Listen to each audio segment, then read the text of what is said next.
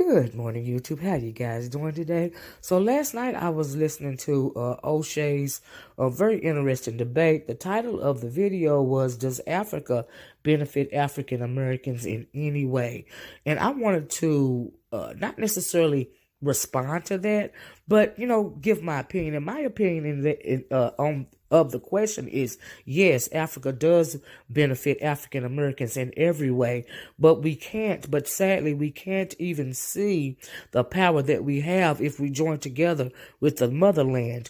We can't see that because we are simply not unified. And until you can unify our people throughout the diaspora, nothing that Africa does or nothing that African Americans can do will benefit any of us, any group, either Africans in Africa or African Americans, if we don't learn to unify. What do you unify under? We need to unify under the banner of our own. We need to unify under the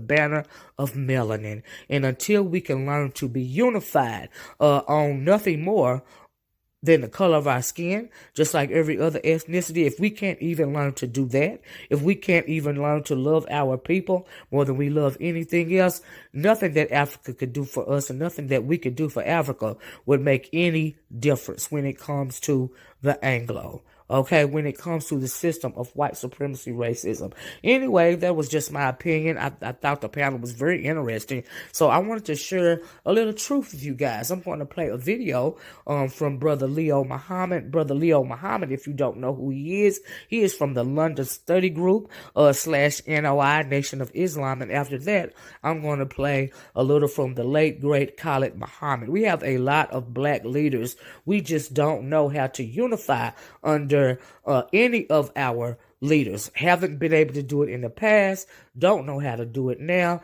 and if we never be able to unify under our melanin and be led by a governing body of strong black men, which there is a lack thereof, in the United States of America, we will never accomplish anything. So, without further ado, here's Leo Muhammad. Following Leo Muhammad will be Khalid Muhammad. You guys have a wonderful day. Like, share, subscribe, and I just want to share a little truth with you this morning.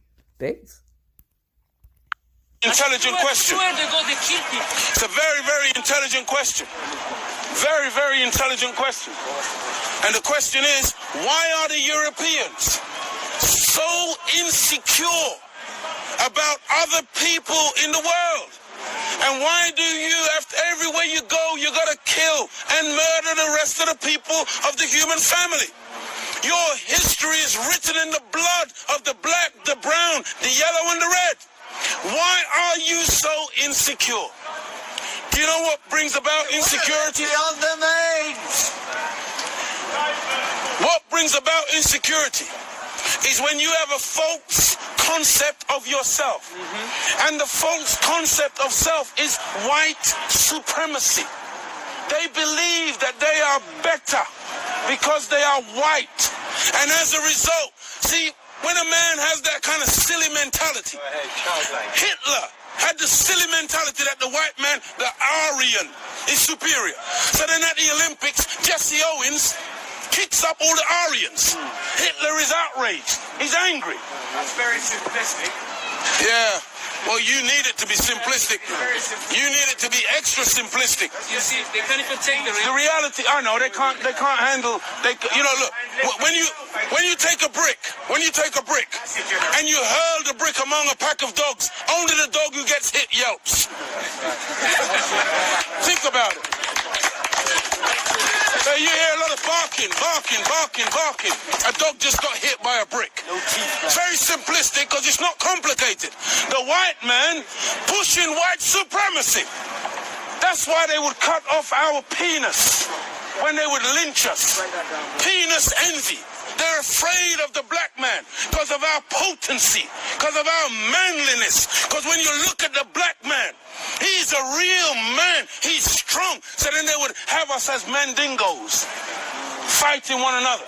That's why even today, they want to be the heavyweight champion of the world. They can't find a white man to do it. So they tried to turn a black man, Frank Bruno, into a white man. They called him the Great White Hope. They're desperate. They They deny us. I'm talking about the insecurities. We are not allowed to play golf. Why are we not allowed to play golf? Because we are inferior. We can't play the game. But let one black man into golf. Then all of a sudden there's a tiger in the woods. And he doesn't just play golf, he becomes the master. We're not allowed to play tennis. Let black people into tennis. We go straight to Wimbledon and win it in 1935. A black woman. Now, Venus and Serena, they run out of opponents. They have to play each other. The white people cannot compete on an even playing field. They let us into athletics. You can't run like us. You let us into any field of endeavor, we dominate it. So they they push supremacy because there is an inert inferiority. Go ahead, brother. And so when somebody is inferior, they have to give the impression of being superior.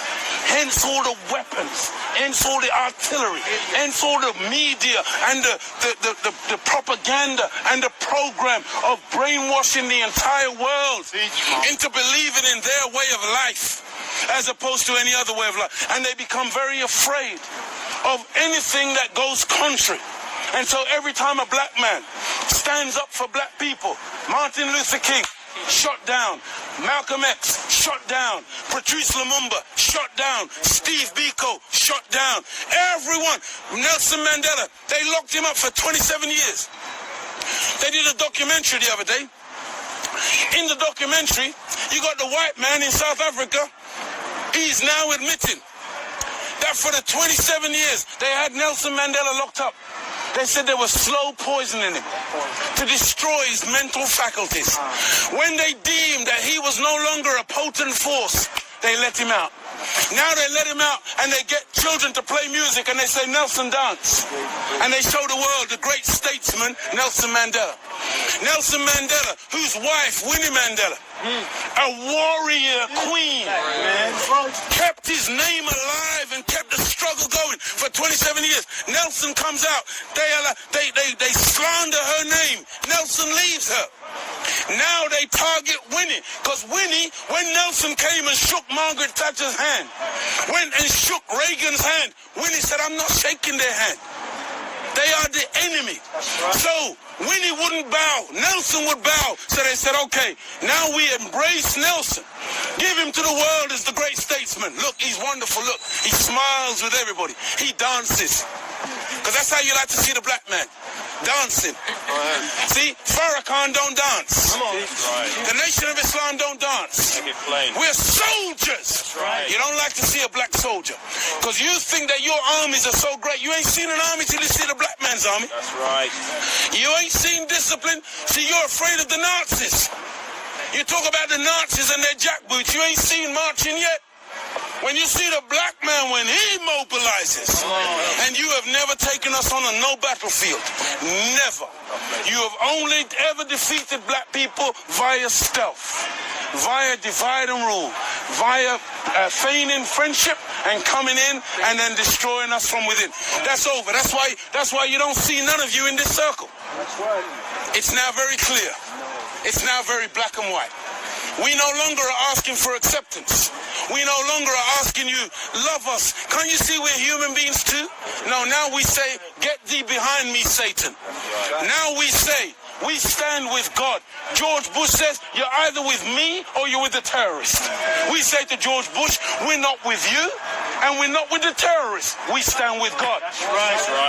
God is one. There is but one God. And all over the African continent, in fact, it was on the black African continent that morality, that ethics, that spirituality, that religion was born. Science and mathematics and medicine and law and civilization itself had its beginning on the African continent. What I'm attempting to say here is that we always believed in Africa in the one God. In one part of Africa, we called him Unkulunkulu. And we would hold up one finger when we said Unkulunkulu in the southern region of Africa, because we were talking about Unkulunkulu, the one God. But that just happened to be the language that we were speaking and the name that we called him. In another part, we called him Nakumpo, Umvelingon, Oshun, Ogun, Yemenya, Obatula, Ilegba, Amin, Aten, Amin Ra, Asa, Aset. These are names representing the God or the goddess, because in the divine realm, man and woman are twin halves of the same essence. You can't have a God without having the goddess. One last point there. You see, we're really, Brother LR, we're really, in some cases, we don't have as much sense as the wino. The wino doesn't argue over what label is on the bottle. The wino wants to know what is in the bottle. What's the content of the bottle? We get hung up on labels and banners and names. Jehovah is God, no question about it. Allah is God. Amin is God. Aten is God. Unkulunkulu is God.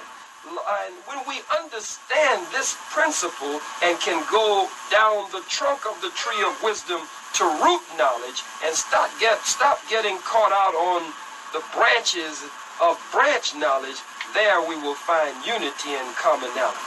We talked religion enough, and I think that our callers are out there. 294-1070 is the number. I'm going to talk to him just a little more, and then I'm going to give you a chance to talk to this most distinguished guest, Dr. Khalid Abdul Muhammad.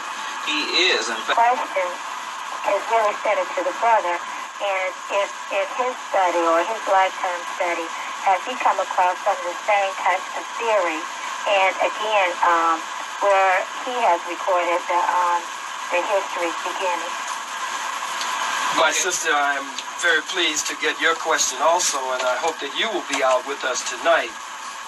Very definitely, there is much truth to what you have said, and it is, of course, verified by the teachings of the Most Honorable Elijah Muhammad and the Honorable Minister Louis Farrakhan. Of course, I have read Dr. Ivan Van Sertima's works, and of course, I have read the white writer's works, Michael Bradley, who wrote the book Iceman Inheritance. And in reading Michael Bradley's Iceman Inheritance, and in reading Dr. Ivan Van Sertima and Dr. Yusuf bin Yakinen, the Black Man of the Nile, and his family, and reading other works, Dr. Chancellor Williams, The Destruction of Black Civilization, Professor George G.M. James, Stolen Legacy, and many, many others, we find clues to substantiate or verify what you are saying. However, I think we must be very careful in believing that the white man migrated, and in his migration to colder, icy climates, that this altered or changed his nature. I must say to you, my sister, the white man is the same today as he was yesterday, and as the Bible says, and he changes not. And as the scripture says, can a leopard change his spots? And of course, the answer is emphatically no. It was not a cold climate that made the white man beastly. It was not a cold climate that made him violent. It was not this cold climate that made him cold.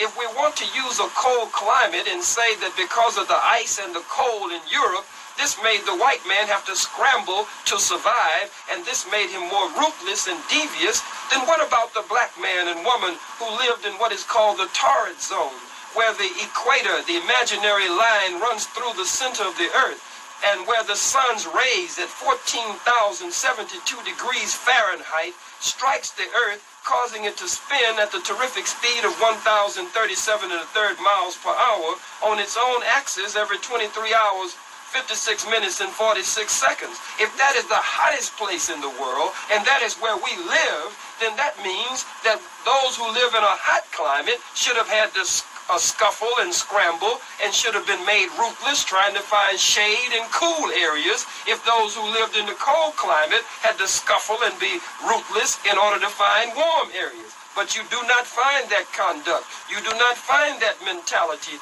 You do not find that behavioral pattern among black people as you do among whites who come from the cold climate. If you will come out tonight, my sister, we, from the great and illuminating book of the Most Honorable Elijah Muhammad, Message to the Black Man, starting on page 103, we will go after this a lot deeper, but there's no question about it. If we take scissors and cut South America out and cut Africa out, we can fit them together like puzzle pieces. That area that's called the Middle East today, there's no such place as the Middle East. The Middle East is nothing but Northeast Africa, as it is called today, separated by the mainland of Africa by a man-made ditch called the Suez Canal, but at one time all of that was one landmass. No Middle East, and there's no Middle West, no Middle North, no Middle South, and if we go for any of that, we should ask them, where's the middle? 294-1070. Dr. Khalid Abdul Muhammad is with us today for that call, caller. Now let me come and defend, because I got some of my white listeners out there, they're just shaking. You've been talking about my good They should white call in. and you're just talking about, wait a minute. First of all, why do you insist, and it sounds to me like there's an undertone here of anti-white. I mean, are you suggesting that there are no white people that are of any value? Well, I'm sure that there must be some white people with some value. The question is, does the good outweigh the bad? And I believe that history will record that wherever we have found the white man, no matter what religious, political, social, or economic system it is, I've been all over the world, Brother LR. I've been to communist countries. And wherever the black-white dynamic existed, I saw the white communists on top and the black communists on the bottom. I've been to capitalist countries, and wherever the black-white dynamic again existed, I've seen the white capitalists on top and the black capitalists on the bottom. Well, let's go into Just quickly. I've gone to socialist countries. I've seen the white socialists on top, the black socialists on the bottom. Christian countries, the white Christian is on top, the black Christian is on the bottom. Muslim countries, the white Muslim is on top, the black Muslim is on the bottom. Jewish countries, the white Jew is on top, the black Jew is on the bottom. There seems to be in the nature of the white man that no matter what the system is, the white man will rule through a reign of domination and control, and normally repression and oppression accompany. Now, doctor, if I were to come back for... In another part of Africa, we call him Shango. In another part, we call him Oshun, Ogun, Ilegba, Babaluaye, Oludumare, Obatula. Another part of Africa, we called him Ptah. And we, there in the holy city of what is called Egypt by the white man, but it's called Kemet by us, which means black. In the ancient nation, black African nation, Kemet, or what is called Egypt by the Greeks, in the holy city of Abydos, in the sacred temple of Seti-Wan, there on the walls in what the white man calls hieroglyphics, but what we call in the language of Kemet, the Medunetta. In the language of the Medunetta, not hieroglyphics, you can read it on the walls, and it dates back 4,100 years, some say 5,000 years. You can read on the walls the first creation story. It predates the creation story of the Bible. In the beginning, God created the heavens and the earth. It predates the creation story, or it predates the beginning of the Holy Quran, so it pulls both of them together. Where a God among the African black man and black woman that we call, again, showing you that we always believed in the one God. When we say Umbelingo, we hold up one finger. When we say Umkulukulu, you'll see the African holding up one finger. Why are you holding up one finger, African? I'm holding up one finger because Umkulukulu is the one God. I'm holding up one finger because Nakumko, Umbelingo, because Shango, Ilegba, Babaluaye, Oludumare, Obatula, and the others, they represent one God, Olufu, Ileda, who is the feminine representation of that one God. Because we never had a hang-up in Africa, the God and the goddess always go together. You can't talk about a universe unless you talk about the God and the goddess. When you talk about Olufu, you got to talk about Ileda, because it is from the holy bond of Olufu and Ileda that you get Oludumare. You can't talk about the god Osiris unless you talk about the goddess Isis. Or Now you can't talk about Osar unless you talk about Aset. And the offspring, the divine immaculate conception that comes from Eleda and Olufun Oludumare is the divine immaculate conception. And that holy one, that child that comes from the Black Madonna, Isis or Iset, from the union, spiritual union with Osar or Osiris, is Horus according to the Greeks, but in the Medunetta his name is Heru. So we always have the god and the goddess. If you were going to Kemet or to Egypt now, you will see where the white man always tries to chisel the female out. He always tries to destroy the black goddess and leave the god by himself. Because you ain't got no God unless you got the goddess. You don't have no balance unless you have the two of them working together for the balance and harmony of the universe. All praise is due to Allah.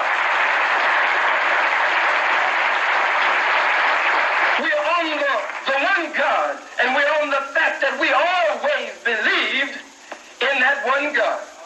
And so there in the holy city of Abydos, at the sacred temple of Seti I, in the so-called hieroglyphics or in the Medunetta, we find the first creation story, where the God, the black God, what kind of God? Where the black God, Ptah, through authoritative utterance and divine will and creative force and power, gave utterance and called and willed the universe into existence. And so the Holy Quran says that he said, Kun fayakun. Kun fayakun. Be, and it is. Be, and it is. Kun fayakun. And the Bible says, in the beginning, God created the heavens and the earth. And he said, let there be this, and let there be that, and let there be light, and there was light. And the light, it says, then began to harmonize with the darkness. So let there be light. Kun fayakun. Be, and it is the authoritative utterance that the Africans, do you read in the hieroglyphics or the Medunetta, that Ptah-hotep, through authoritative utterance, willed and called the universe into existence. In another part of Africa, we called him Amen. In another part of Africa, we called him Amen-Ra. In another part of Africa, we call him Aten. All over Africa, we believe in the one God. We have always believed in the one God, the one power and force behind the universe. The white man ain't never had to teach us nothing about no God. White folks don't believe in no God. The only God that the white man believes in is himself. When he says on the back of the dollar bill, in God we trust, it's him that he's trusting in. When it was time to go and... Peace.